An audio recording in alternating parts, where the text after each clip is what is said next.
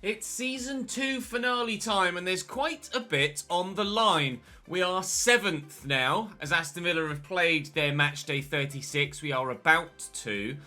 They've gone above us into 6th place. Tottenham are currently 5th and are, well, 8 points clear of us with 9 points left to play for. So 5th is pretty much out of the question, but 6th is in our hands, provided we get the results we need today against Everton, against Burnley, and crucially as well, against Manchester City. Now, the FA Cup final is between Tottenham and Southampton, so if Tottenham win the FA Cup final in today's season finale, then we should get European football in the Europa League again for a 6th placed finish. Last year we finished 8th, and the various combination of domestic and European Cup final winners led to us getting into the Europa League this year, although it was into the qualification round to then get into the playoff round to make it to the group stage. But we should be, hopefully, if we finish 6th today, able to be into the group stage of the Europa League next season. But I think we might need Tottenham to win that FA Cup game, FA Cup final, to ensure that. Of course, we need to make sure we finish 6th as well by getting results against Everton, Burnley and Manchester City today. The title at the top of the table is, I believe, indeed, it is already assured. Liverpool have won the league rather dominantly over everybody else. They've had a runaway year at the top. And with regards to the relegation zones, at the bottom, Cardiff are... Fulham can still stay up. Crystal Palace can still stay up, but you see Leeds United have 2 games in hand and everybody around them. But Burnley we play today, and they're only 2 points away from Fulham in 18th. And they're our second game today, Burnley. So we could potentially, if other results go the right way, or wrong way, if you're a Burnley fan, we could relegate Burnley today. Alternatively, we could help them survive today. But I'd rather not relegate them, so to speak. I'd rather just make sure that we win our game. Whatever happens to them, happens to them. I don't really care either way. I just want to finish 6th. So let's go and ensure that we do that. Or at least try our damned best to do so. Brentford versus Everton first, followed by Burnley, followed by Manchester City, followed by, hopefully, European football again next season. And fingers crossed, a much bigger transfer budget too. Everton arrive in London with Jordan Pickford in goal, Seamus Coleman, Ben Godfrey, Lewis Gibson and Jared Branthwaite as the back four, Andre Gomez and Alan Holding, Andros Townsend, Gylfi Sigurdsson and Anthony Gordon out wide, and Moise Keane up top.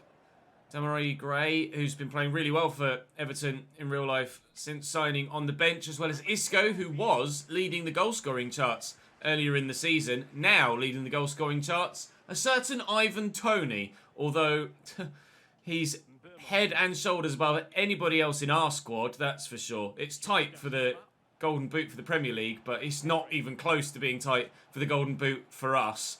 And again, we are in a situation where we would be absolutely nowhere without Ivan Toney and his goals. Trying to work the ball around here nicely to start the game off, and we've done that really well. I'll look for Ivan Toney at the back post. Damsgaard was coming in there and would have tucked that home, I'm sure, if Pickford had made a mistake. Pickford, however, didn't make a mistake and will stay at 0-0 for now. Although Said Benrahma could get in on that. And round the corner to Ivan Toney, and we could take the... Oh my God, a 1-0 lead. Could we have come any closer? I really don't think so. Wow, Ivan Toney, just a matter of centimetres away from his 21st goal of the league season and our first of the afternoon. We could yet still get it, but we won't. Da Silva, out to Damsgaard, and Toney. Back to Benrahma. Toney's there again. We are absolutely all over Tottenham. Not Tottenham. We're all over Everton. I don't know why my brain said Tottenham. We're all over Everton here, and at the minute, they can't even get out their own half, let alone their own... create any chances of their own. And Burmo, again, the ball finds its way back to us. Again, Ivan Toney's in. And this time, he will bury it. Pulling it back across goal. Oh, that has been coming for a while. We're in front. 21 goals of the season in the Premier League for Ivan Toney. Hopefully more to come yet still too. Said Benrahma is there. Support is out wide here with Damsgaard. Benrahma has been absolutely superb for West Ham so far this season in real life. Grabbed a goal and a couple of assists against Leicester the other night. West Ham in general have been absolutely fucking impressive so far this season. Top of the table as I record this after their 4-1 win against Leicester last night. So certainly picking up where they left off last season in real life. And maybe it might be an intriguing save to do on FIFA 22 at some point, maybe West Ham in the Premier League. There are so many intriguing saves that we could do this year at Premier League level with Wolves with a new manager. Obviously, West Ham, as we mentioned. We're doing Brentford. Oh! And there are a handful of other sides like Aston Villa with all the money that they've been spending. Some really intriguing saves you could do this year at Premier League level. Of course, you could create your own club and throw them into the mix in the Premier League in FIFA 22 as well. So we're going to have a lot of fun on FIFA 22, Karim, and I think. And hopefully you guys will enjoy some My Player stuff as well, which I will certainly at least trial back on the channel and see if you guys enjoy a save of that nature. And Burma didn't quite get proper connection on that. That's kind of hit him on the face and fallen down, bumped him on the knee, hit the defender on the foot, and then gone straight to Jordan Pickford's hands. But continually, we are absolutely dominating this game. Everton still can't get out of their own half. And they don't look like they're going to be doing anything in this game. Trying to get that into Benrahma, but perhaps trying to squeeze it through a gap that wasn't there. 5 minutes to go till half-time. It's still 1-0 to us. Man United take a 2-0 lead against Chelsea. I don't think that has any effects on us, other than it certainly will ensure that Chelsea don't stand a chance of catching us. They're still below us and down in 8th or 9th in the league table. But it's more Aston Villa that we're keeping an eye on at the moment, because that 6th place is what we've got our sights set on. Everton actually just made it into my half, but still haven't created anything, and the final whistle will probably go momentarily, and we'll end the half 1-0 in front. Anthony Gordon might be able to create something perhaps, but he's gone backwards. No, they might still stand a chance. Moise Kean, if he can keep that in. It's going to be a corner. Typically, they'll have the opportunity to take it. Andros Townsend will deliver. Please don't score now. Let's not have an end of the first half the same as the end of the second half against Newcastle yesterday. That was devastating. Still can't quite believe that Newcastle were able to get the winner in that game in the manner that they did. Away, please. Maybe away there isn't another corner. Christ. Please don't score, Everton. You've had no chances whatsoever throughout the whole game. Get out. Give me that 1-0 lead at the break. Thank you. Moise Kean. Out to Andros Townsend. I'm going to have to get Rico Hendry's legs going. Close Andros down and get a tackle in too. Not as quick as he used to be, Andros Townsend. Rico Henry didn't actually get that pass off anywhere near as quickly as I might have liked him to. And David Raya with another point-blank save. Konsa scrambles that away, trying to head it away continually, but not able to complete the clearance. Another point-blank one-on-one save by David Raya. He is so good at that sort of save. Whether he's worth replacing or not, I don't know later in the save, or whether I'll just stick with him because he's been so impressive for us on the counter-attack. We'll make it 2. How many times have we seen David Raya make a one-on-one save like that and us go and score up the other end within the next 5 minutes? It's happened again. 2-0. Gibson going off from their midfield. Gordon, no, it was Anthony Gordon, in fact, going off from out wide. And Demarai Gray has come on in his place. It'll be pretty quick and tough to cope with, but I tell you what, they can't cope with balls like that. That is unbelievable. Ivan Toney's in, and Ivan Toney adds a third, and that's all about the assist. I'm not even too sure who played it.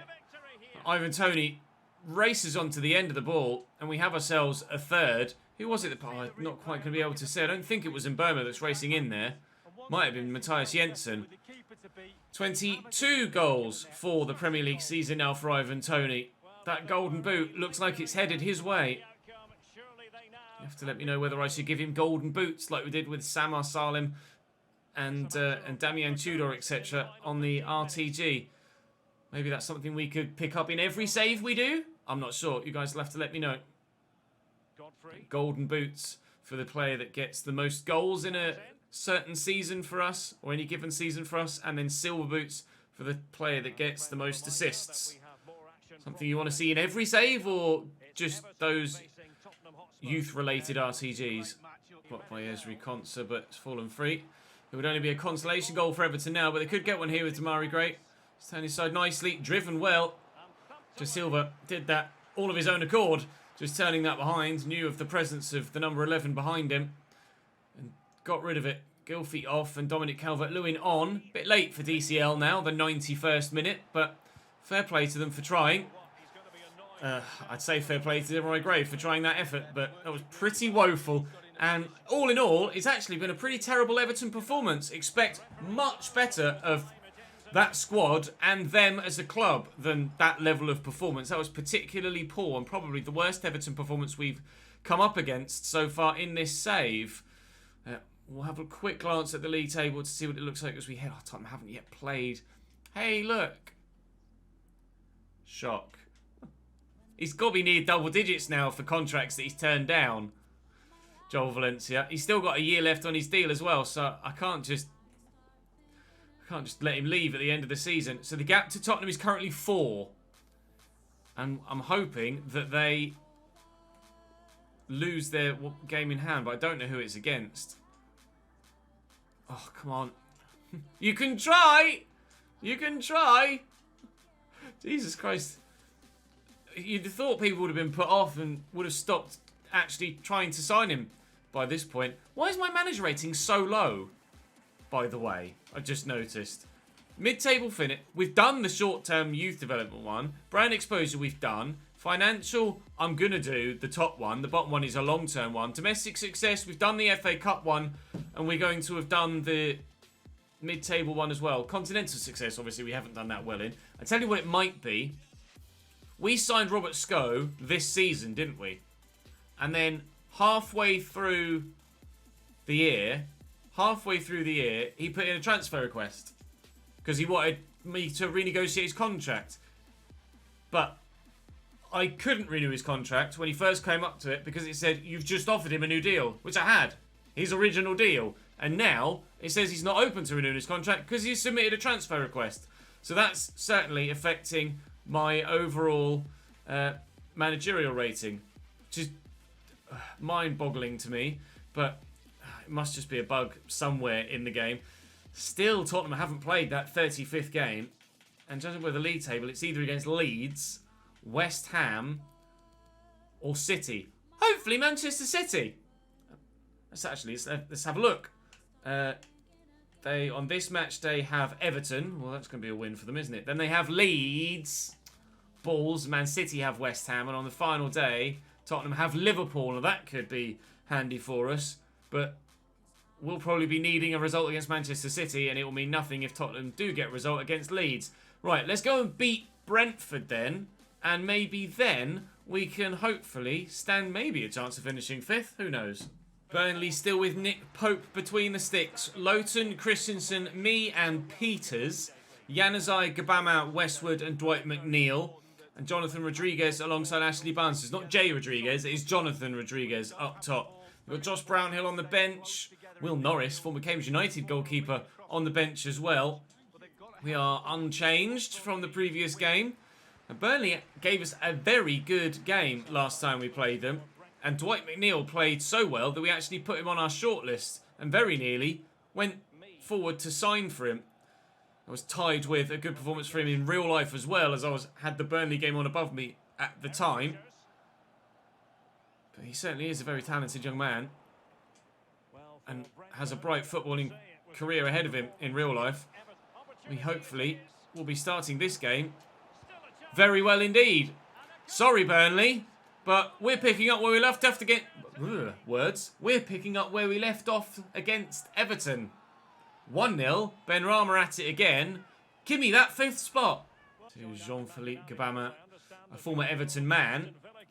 We'll wait and see if he can inspire his new side to a performance that's better than the one that his previous employers just put in. That was a nice ball over the top, actually. But we've dealt with it. And we'll try and flick this around the corner. And that's gone nicely. Support was arriving, but the pass doesn't find the man that it was intended for. Somehow Benrahma still has the ball there and comes away with it. And looking for Ivan Toney. And I can't help it on its way to Mikkel Damsgaard, who was racing through the middle. Esri Konsa getting stuck in. Said Benrahma doing the same. Okay, we're playing some really nice football at the moment. He says as Matthew Lowton intercepts another pass. Encouraging signs that we might well be in for another good victory here. But Burnley have already done more going forward in the opening 20 minutes than Everton did in the opening 80 of the last game. So let's not get too carried away about what they might do. But still, they're drawing a save out of David Raya there and potentially getting themselves back in it. Westwood with the delivery. That's a poor corner. And Damsgaard will head away. Gabama. Oh, great delivery. Roslu heads away, but only as far as Januzaj gets it back to Jean-Philippe Gabama again. Seemingly their creative spark at the moment in a central area, Jean-Philippe Gabama, but that clearance has been blocked. And that's beautifully worked. Quick, first time passing, and Mikkel Damsgaard is in behind here. I'm going to need to pull this back to a teammate who's arriving. That's Mbermo. Blocked well. I think Benrahma might have been offside if he touched that, so I'm glad he didn't. Jensen delivers. Pope thought about coming for it. Actually, Barnes has nodded that back out to Jensen. We'll get it back in again. Looking for Tony for a second time. Not found. De Silva brings it down nicely. Villa have scored, but it's only an equaliser against Newcastle. That will do nicely if Villa drop more points. It will leave us in a position where we might not be quite so desperate for the victory against Manchester City on the final day. I was trying to squeeze that round the corner to Benrahma, but it's not quite worked. Ashley Westwood gets a foot on it. It's a ping by Gabama, but I don't quite think Manil's going to get to that. So other results outside of Tottenham's are starting to potentially go our way, although that was Villa equalising against... Oh no, we don't care about Manchester City, do we? I just heard Etihad was like, hang on, we're playing City, but that doesn't matter. City are actually having to come back from behind against West Brom, and they took points off Tottenham earlier on in the season. That was a terrible ball. So Tottenham are prone to the odd dodgy result. We were frustrated not to get the win against them earlier on in the season ourselves a couple of episodes ago. Unfortunately, we weren't able to do it thanks to some dodgy penalties. But never mind, we won't hold grudges, will we? Roslu is in towards the back post. Riven Tony's waiting, but he can't quite dominate the defender in a manner I was hoping he would. We'll still push for this second goal before half-time, though. A quick throw into Mbermo. See the man on the edge of the box, Jensen. Support arriving from De Silva. And Damsgaard's drifted. Oh, and he can whip him, but that was well blocked. We'll take a 1-0 lead at half-time. It'll do us nicely. Jonathan Rodriguez out to Eric Peters. Quick back heel to McNeil and into Rodriguez again. Another back heel. Westwood to Ashley Barnes. Adnan Januzaj. Have they done a little bit too much here, Burnley, perhaps? Matthew Lowton trying to get in behind. Gabama.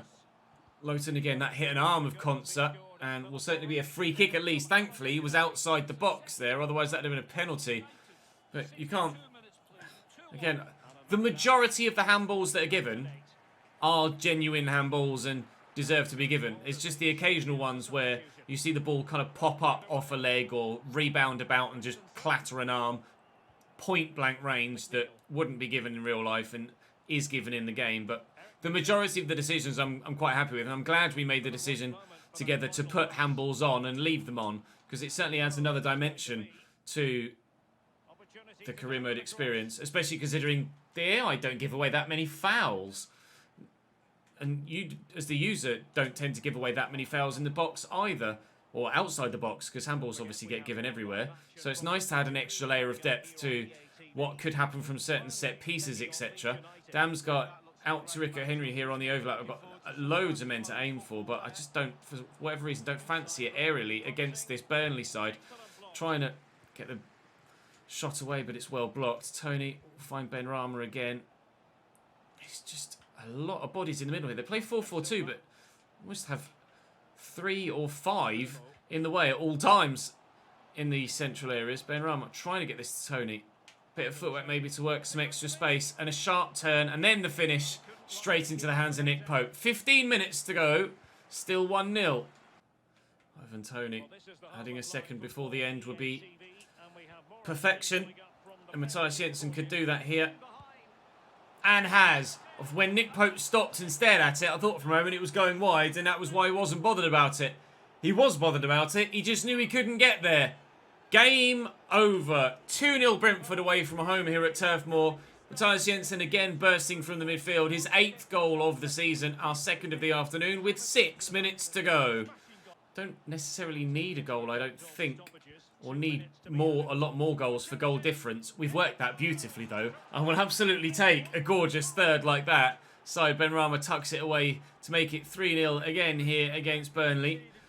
Well, like I said, I don't think we need goal difference to sway for us, because I don't think we're close enough to Tottenham or Aston Villa goal difference wise for it to really matter.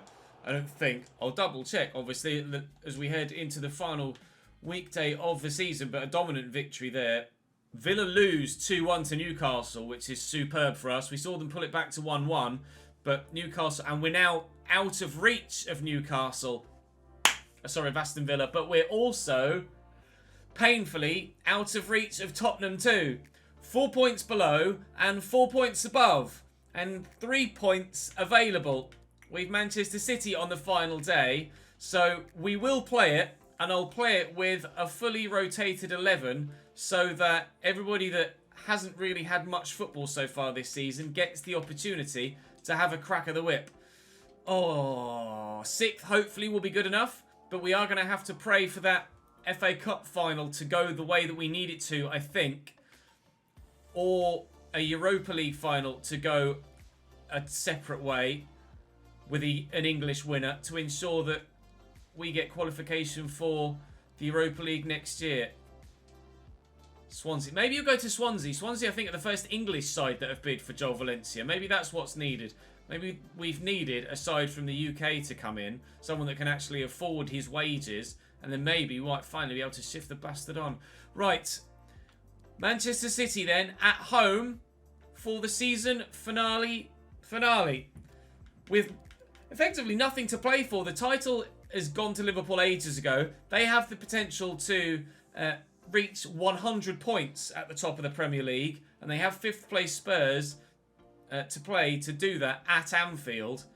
Spurs won their game in hand against Leeds, so are now 6 points clear of us. 7 points clear of us, so it wouldn't have mattered anyway, even if we were within touching distance of them prior to that game in hand. At the bottom, it is not yet decided. Any one of Fulham, Leeds and Burnley could yet go down. The relegation picture is not finalised. Fulham have Arsenal at home. Yikes. Leeds have Burnley. Wow. So, if Fulham win, then one of Leeds or Burnley will definitely go down. But Fulham have to win. And in fact, because of the way that is, and the way that their goal difference is, if Fulham win, it doesn't matter what happens between Burnley and Leeds. Either a Burnley win, a Leeds win, or a draw. If Fulham win, they are safe. It doesn't matter what happens in the other game. Because either way, someone will end up below them. Well, Fulham, it's in your hands to try and stay in the Premier League. Best of luck. We're going to go and play Manchester City. Best of luck to us as well. Edison in goal for City, Joao Cancelo, Laporte, Diaz and Teo Hernandez. Yangel Herrera, Rodri and Kevin De Bruyne, with Riyad Mahrez, Angel Correa and Raheem Sterling as the front three. On the bench, Phil Foden, Alexandro Chirum, Immobile, Bernardo Silva, Nahuel Bustos, John Stones. Wow, what a goddamn bench. Every single one of those players would walk into our team. Oh, Christ. Well, best of luck, rotated side that I probably haven't managed their match sharpness well enough with. We'll try and do something. But I think it will be a bit of a miracle. But it is nice to play with some of these players that we haven't necessarily given much football to this year. We'll see if we can get something from them to celebrate in front of the home fans to end the season. And hopefully we'll find out our European future in the not too distant future as well. In the next few days, in fact, in this save. Because the FA Cup final won't be too far away now. Mahrez. Oh, excellent stop and turn onto his left foot. Herrera. Angel Correa. Kevin De Bruyne. Good block by Joel Anderson though. And I couldn't have gotten much luckier with the way that pinged to Canos on the wing. But Elliot Weaver can't do anything against Ruben Diaz. I can't get there with a slide tackle. City would probably be too good for my starting 11 anyway. But certainly this rotated 11. From next season, from the beginning of next season, we will start playing the bigger sides again. As clearly, even by simming all of the big teams, we've still had a very strong year. And actually won some games against the Big Six, and actually finished higher than we did last year. So, oh, that's a lovely ball. Sterling will score, and we will be 1-0 down. This is still probably going to happen in most of the games we play against the bigger sides next season. But hopefully we can still get some decent results next year. And having finished 6th this year, 8th, 6th, 4th season 3. That's the aim at least. Top 4. We better get a decent bloody budget next year, I'll tell you that much. Correa. Excellent footwork. Oh, it was my 50th career win, apparently. Oh, I just got distracted by that popping up in the top left. Apparently, it was my 50th career win, that last game against Burnley. But I dare say we won't be getting 51 today. Riyad Mahrez makes it 2-0. And we are starting again to see why we need to add some more depth to this squad. I'm gonna get pretty brutal, I think, in the next transfer window. Provided we get a decent budget, I think it's time to really make this squad take a leap forward.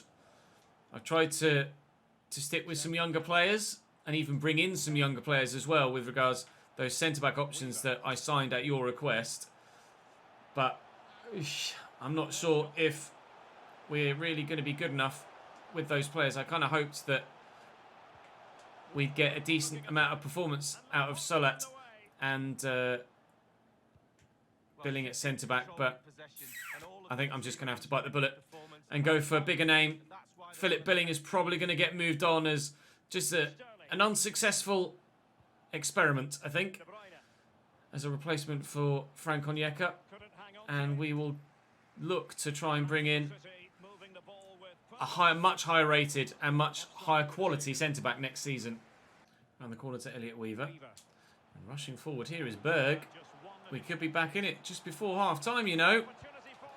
If it weren't for Edison. And a very good save. From the corner then. Who do we aim for with no Ivan Toney in there? Maybe Janelt. He is one of the tallest players we have in that potential area. Wissa on the volley. Technique was decent. Accuracy was not. We're 2-0 down at half-time. But I don't think many of you are going to be surprised about that.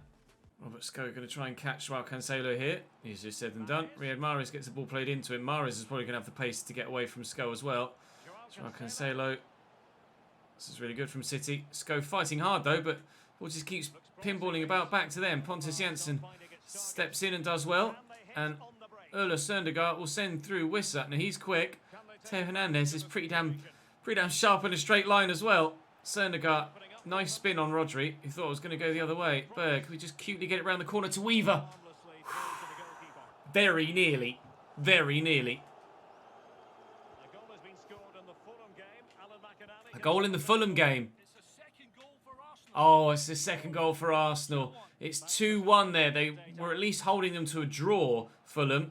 I didn't quite glance to see the score at half-time, but I presume it was 1-1, having only played 10 to 15 minutes of this second half. They're making a change there as Herrera goes off for City.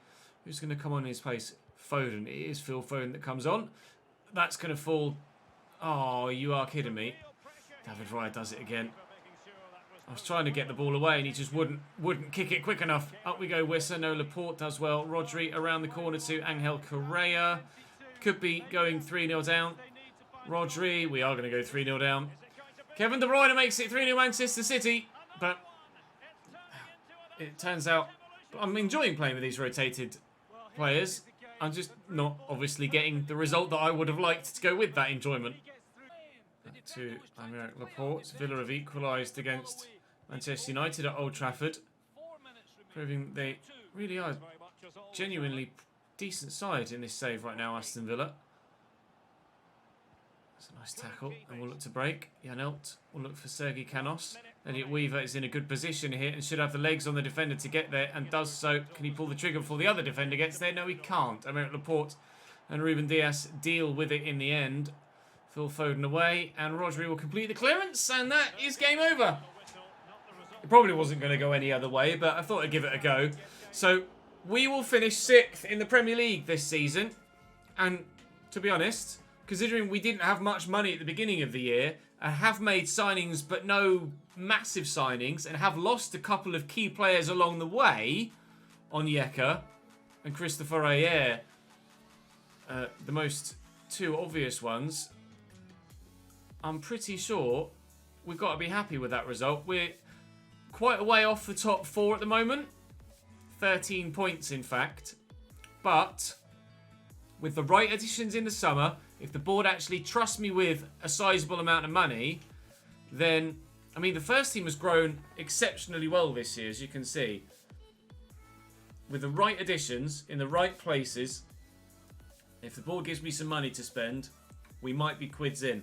We might be quids in, and we might be very, very happy with the way that the side progresses over the course of the next transfer window. I'm going to jump until the end of the season now, where all of the cup finals, etc. will have been played and the promotions and relegations will have been sorted from every other league, and then we'll have a full season roundup. Praise be to all that's holy. Valencia has finally signed for someone else. It took an English club with extra money to come in to afford his wages, but he's leaving! Oh, thank God. We've completed the financial long-term one now. It's registered that as having increased the club worth by 75%, which is phenomenal in just 2 years. And we'll obviously complete other objectives that are still outstanding between now and the end of the season. But here we go then. Final season roundup. All the leagues that we were involved in, competitions we were involved in. Have a look at our squad and the other major leagues around Europe, etc. and throughout England. So Liverpool win the league. City, Arsenal and Manchester United finish in the Champions League spots. Tottenham 5th. Ourselves a distant 6th. Hoping that we've gotten European football. Relegated Fulham, Crystal Palace and Cardiff City. They will be back down to the Championship next year. In the FA Cup, Spurs won the FA Cup. That should hopefully be us through to the Europa League group stage for next season. As Manchester City won the Carabao Cup as well. Let's go! Arsenal win. Oh, it's Super Cup. They won the Champions League last year. They won the Super Cup this year. Real Madrid win the Champions League against Liverpool again, this time on penalties. The Europa League was won by Chelsea against Atletico Madrid. So another European trophy for Chelsea, and the World Cup is ongoing. I say ongoing, it's about to start. The groups are as you see them on your screen. I won't pause too much on any of them, just so you can see them all. England's group, Romania, Norway, South Africa. If they don't get out of that, then we don't deserve to get any further in the competition at all, do we? So, other competitions around Europe, or at least in England as well, specifically. Watford will be back in the Premier League, as will Southampton. One of Norwich, Blackburn, Nottingham Forest and Bournemouth will also come up too. So 2 of the 3 relegated sides from last year immediately back, and Norwich potentially also doing the same. Swansea finishing in 8th place, the side where Joel Valencia is going. QPR, Rotherham and Blackpool relegated from the Championship. Promoted back to the Championship are Coventry and Luton. Portsmouth, Ipswich, Lincoln City and Doncaster are in the playoffs. Relegated from League One, Fleetwood, Port Vale, Salford and Newport. In League Two, Mansfield, Swindon and Northampton back up to League One. Shrewsbury, Leyton Orient, Scunthorpe and Exeter in the playoffs. Cambridge, how can you get relegated from League One but only just, and then finish 18th in the league below the next year? Baffles me. Barrow Bottom, not Harrogate. Barrow Bottom. Sorry, Barrow boys. Not to be for you in this save, it seems. Right, in League 1, on goal difference, Lyon from PSG with Monaco in 3rd. That's the Dry Liga chairs. In the Bundesliga, Bayern by 11 points from Dortmund. In Serie A, Napoli by a point from Inter, by 4 points from Atalanta. Juventus 4th, a full 15 points off the top. Inexplicable season for Juventus this year. Lazio and then AC Milan in 6th. Roma only 7th. Wow. Some shock league wins in certain areas. Barcelona win by a point in Spain. Atleti a distant 3rd and Villarreal an equally distant 4th. Sevilla only 8th. Awful season for Sevilla. Awful season for Sevilla. So, player stats. Your league's top goal scorer this season, Ivan Toney, Golden Boot in the Premier League. Raheem Sterling, who scored against us on the final day, comes joint 2nd with Timo Werner and Bruno Fernandes of Manchester United. I don't think we'll have any other Brentford players in that list. We do. Ben Rama with 11, although some of them obviously weren't scored for us. Assist-wise, De Silva with 12, Jensen with 9, Tony with 8 of his own as well, and Burmo with 7. So again, the front few getting stuck in. Benrahma there with 6, although again, not all for us. Clean sheet-wise, David Raya, 7th. That's not bad, you know. 10 clean sheets in 38 games is not bad. We'll take that, considering he's not the most highly rated goalkeeper that we could potentially have. With regard to board objectives, done, eventually when it registers it. Done and done. And hopefully next season, that long-term one will be done too. Unfortunately, we weren't able to do the Continental successful. With regards to youth players, I won't call them up now because I always get shouted at when I do at the end of a season. It apparently ruins their potential. So, Noah Frederickson, 89 to 94 potential, 68 rated this year, up 8 ratings. We'll call him up at the beginning of Season 3 and then we'll send him out on loan next year. Similarly, Rasmussen will be called up at the beginning of next season and sent out on loan. 67 rated for him, potential to the mid to high 80s. With regards our own squad, this is how everybody grew this year. David Raya has potentially hit his ceiling, although hopefully dynamic potential will kick in and he'll grow a little bit more next season. Bertelsen, Felix Bertelsen is up 3 and hopefully will continue to grow next year. We'll try and get him loan football next season. Sko is still on the transfer list at his own request, so I'm probably going to have to sell Robert Sko, even though I don't want to. We'll have to look for another left back. Although Rico Henry has supposedly reached his peak, and maybe it's time, even though he is spectacular physically and has been doing spectacularly well, that high stand tackle, the standout technical stat. The rest of his technical stats are actually pretty poor, but his physicals just make him pretty damn decent. So maybe we sign a marquee left back next year and sell Robert Sko. Well, I'm going to have to sell Robert Sko. I ain't got a bloody choice, have I? So Dominic Thompson will probably get sold as well. Stern will go back on loan next year. Esri Konsa is up 2 to 81. Samuelson up 4. He'll go back out on loan this year. Next year, Pontus Jansson is up 1 this year.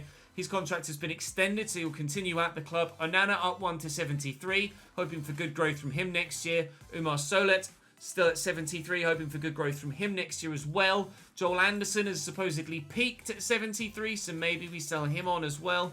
Again, another potentially failed experiment, and we look for a new right back. Finn Stevens will add to the loan list. Röslu is up 3 to 72. I'm really hoping dynamic potential properly kicks in for him next year, because he could be and does play very, very well and could be even higher rated, but for some reason he just hasn't grown that much.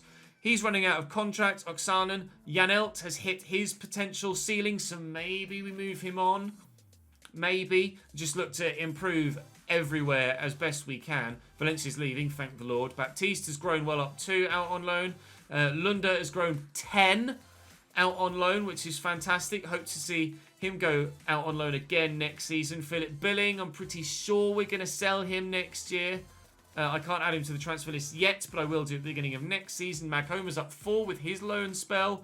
Bidstrup is up 4 with his loan spell. Jensen peaked, but we've had fantastic performances from him this season, and hopefully dynamic potential he should kick in for him, because it has done for Josh De Silva, and he's going 4 this year.